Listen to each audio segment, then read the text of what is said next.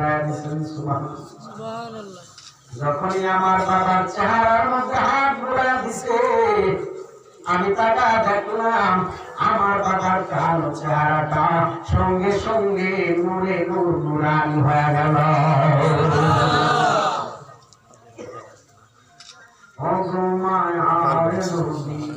দেখা দেন নূরের ছবি, রাখিয়েন চরণে আপনার, ধন্য করো মোদের দিদারে গো নবী, ধন্য করো তোমার দিদারে। ও গো মায়ার নবী, দেখা দাও নূরের ছবি, রাখিও চরণে তোমার, ধন্য করো তোমার দিদারে। বলো ধন্য করো তোমার দিদারে। ভাইরা আমার, যুবক আমার, ডাক দিয়া বলেন শিবলি শুনিয়া নাও, আমার বাবার কালো চেহারা সুন্দর হয়ে গেল তার হাতে স্পর্শে। আমি তখন সঙ্গে সঙ্গে ওই লোকটারে জিজ্ঞেস করলাম, বলে আপনার পরিচয় কি, আপনার পরিচয়টা দেন। এবার ওই সুন্দর নুরানি স্রোতের মানুষটা ডাক দিয়া বলেন, ও যুবক সন্তান, আমার পরিচয় কি তুমি জানো? বলে না না।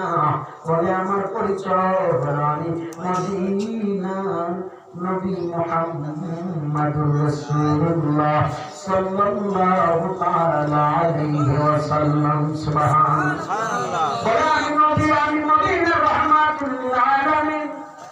ও নবী,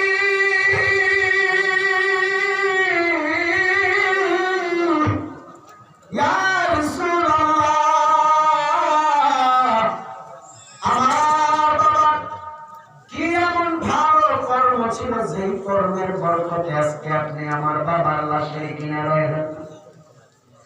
নবী বলেন, ও যুবক শুনিয়া নে, তোর বাবা দুনিয়ার জমিনে যত অন্যায় যত অপরাধ করুক না কেন, রাত যত গভীর হয়ে যাইত, তোর বাবা আমি নবীর সঙ্গে প্রেমের দড়ি লাগায় দিত। সুবহানাল্লাহ। তোর বাবা আমি নবীর উপর কন্টিনিউ গভীর রজনীতে ঘুমানোর আগে আমি নবীর উপর প্রতি রাতে 300 বার করে দুরূদ শরীফ আদায় করে করে ঘুমাইতো। সুবহানাল্লাহ। এই বরকতে আমি নবী আজকে তোর বাবার দুরূদের আওয়াজ পাই নাই। আমি তোর বাবার দুরূদের আওয়াজ না পাওয়ার কারণে তোর বাবা কোথায় কি অবস্থায় আছে আমি নবী দেখার জন্য রুহানি জগতে স্বপ্নে যুগে তোর বাবার লাশের কিনারায় হাজির হয়ে গেলাম। আরে নবী মদিনা থেকে আপনি আমি গুনাহগার উম্মতের ভাঙ্গা করে আসতে পারে কি পারে না? আমার ভাই অনেকে এটা বুঝে না, সহজ ভাষা বুঝে না। আজরাইল কয়জন? কথা বলেন, কয়জন? একজন। অ্যাক্সিডেন্ট হইলে একত্রে 20 জনের জান কবজ হয়নি? হ্যাঁ, অ্যাক্সিডেন্টে আমার সময় বাংলাদেশে কিছুদিন আগে ট্রেনে, রেলে, বেনাপোল এক্সপ্রেসে আগুন লেগে বেশ কতজন মানুষ মারা গেল। অনেকেই খবর শুনেছেন বা দেখেছেন মোবাইলে। একসাথে যদি 10 জন 20 জন মানুষের জান কবজ হইতে পারে, মরতে পারে, ওরা তো আজরাইল একজনই, ঠিক না? একজন আজরাইল 10 জনের জান কবজ করছে একত্রে। আর 2 জন ফেরেশতা আমার কাঁধে, আপনার কাঁধেও 2 জন ফেরেশতা। 2 জন যদি হাজার হাজার মানুষের কাঁধে থাকতে পারে, মদিনার নবী কেন মদিনা থেকে ভারতের জমিনে এই মাদ্রাসায় আসতে পারে না? নবী আসতে পারে কি পারে না? কোরআনে আল্লাহ জানাচ্ছেন, উলামায়ে কেরাম বসা আন-নাবিয়্যু আওলা বিল মুমিনিন। সুবহানাল্লাহ। সূরা আল-আহজাবের 6 নম্বর আয়াত খুলেন, নবী প্রত্যেকটা মুমিনের জানের চাইতে আত্মার চাইতে অধিক নিকট। সুবহানাল্লাহ।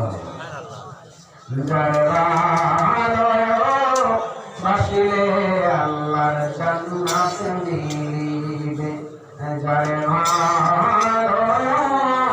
বাসিলে খোদার জান্নাত মিলিবে। 27 বছর কাটাইলেন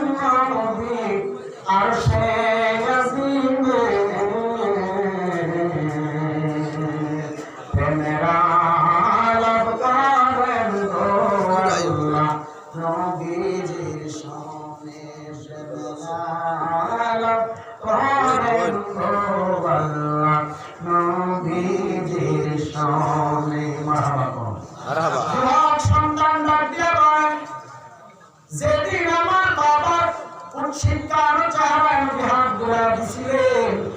সেদিন থেকে আমি নবীকে দেখি আর নবী এত পাগল হয়েছি, আজ পর্যন্ত নবীকে বলতে পারি না। যে কারণে আল্লাহর হাবিবের উপর কন্টিনিউ মদিনা ঘুরে ঘুরে নবীর উপর জোরে সালাম জানায়, জোরে জোরে বলুন সুবহানাল্লাহ। মদিনা যেতে মন চায় কি চায় না মুসলমান ভাইরা? আমার আল্লাহ প্রত্যেকের কবুল আর মঞ্জুর করুন, আমিন। এই জন্য পরিবার ইশকে রাসূল হুব্বে রাসূল নবীর মহব্বত করে পাওয়া করেন, বেশি বেশি নবীর মহব্বত করে পাওয়া করেন, আমল করেন, নামাজ সালিয়েন না, বেপরোয়া চলিয়েন না, হারাম খাইয়েন না, হারাম রাস্তায় পা বাড়ায়েন না। ও ভারতের মুসলমান ভাইরা, আজকে থেকে তওবা করেন, না জানি কোন দিন কার জীবনের শেষ দাঁত চলে আসে বলা যায় না। এমন তো হয়ে যাইতে পারে এই মাহফিল থেকে রাস্তা দিয়ে যাওয়ার পথে কার জানি মরণের পালকি হাজির হয়ে যায়, তার সামনে জানি মালাকুল মউত হাজির হয়ে যায়, বলা যায় না। ভাইরা আমার, গত 2-3 মাস আগে, গত 23 সালের শেষের দিকে আমি বাংলাদেশের ব্রাহ্মণবাড়িয়ায় এক মাহফিলে বয়ান করতেছি। বয়ানের মাঝে ফাঁকে ফাঁকে কিছু কিছু মানুষ পাশে পাশে শুয়ে শুয়ে ঘুমায়া পড়ে। অনেকে আছে রাত গভীর হইলে সজাগ থাকতে পারে না, চিপা চাপায় ঘুমায়া থাকে। মাহফিল শেষ, মুনাজাত করলাম, মুনাজাত শেষে আমি স্টেজ থেকে নেমে চলে যাব। শ্রোতারাও সবাই যার যার মতো প্যান্ডেল থেকে বের হয়ে যাচ্ছে। হঠাৎ করে কয়েকজন যুবক আসিয়া আমাকে বললেন, হুজুর একটু অপেক্ষা করেন। বলে কি? ও হুজুর, একটা দুঃসংবাদ আছে। বলে কি এমন দুঃসংবাদ? আপনার বয়ানের ভিতর দিয়া একটা মানুষ দুনিয়ায় ইন্তেকাল করেছে। ভাইরা আমার, মাহফিলের ভিতরে আমি দেখেছি কত মানুষের প্রাণ শেষ, কত মানুষের হায়াত শেষ হয়ে গেল রে বাবা। না জানি কার হায়াত কোথায় শেষ বলা যায় না, মরণের ডাক কোন দিন গাড়ি চলে আসে জানা নাই। ভাইরা আমার, জীবনে কত গাড়িতে উঠলাম, কত রকম যানবাহনে জীবনে চললাম,